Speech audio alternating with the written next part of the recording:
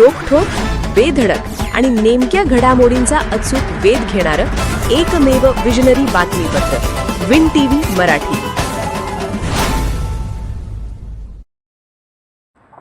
वारणा धरणातून 5100 क्युसेक पाण्याचा विसर्ग, नदीकाठच्या नागरिकांना सतर्कतेचा इशारा. वारणा धरणाच्या पाणलोट क्षेत्रात सुरू असलेल्या मुसळधार पावसामुळे धरणात पाण्याची आवक वाढत आहे.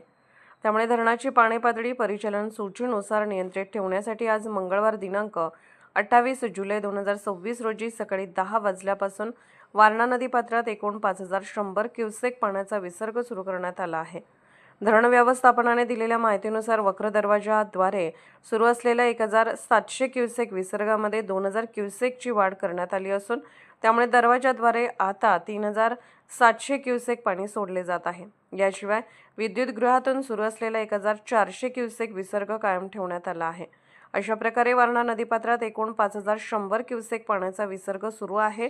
धरण प्रशासनाने वारणा नदीकाठच्या सर्व गावातील नागरिक, शेतकरी आणि गुराख्यांना विशेष सतर्कतेचा इशारा दिला आहे. नदीपात्रात जाणे टाळावे, जनावरे सुरक्षित स्थळी हलवावी तसेच प्रशासनाच्या सूचनांचे काटेकोरपणे पालन करावे असे आवाहन करण्यात आले आहे. दरम्यान पावसाचा जोर कायम राहिल्यास किंवा धरणातील पाण्याची आवक आणखी वाढल्यास परिस्थितीनुसार पाण्याच्या विसर्गात टप्प्याटप्प्याने वाढ करण्यात येणार असल्याची माहिती वारणा धरण व्यवस्थापनाने दिली आहे. विन टीव्ही मराठीसाठी मांगलेहून राजेंद्र दिवाण. कोल्हापूर पाटबंधारे मंडळ कोल्हापूरचे अधीक्षक अभियंता माननीय चंद्रशेखर पाटोळे साहेब, कोल्हापूर पाटबंधारे विभाग उत्तर कोल्हापूरच्या माननीय कार्यकारी अभियंता ज्योती देवकर मॅडम यांच्या मार्गदर्शनाखाली वारणा मोठ्या प्रमाणात 83% पाणीसाठा जमा झालेला आहे.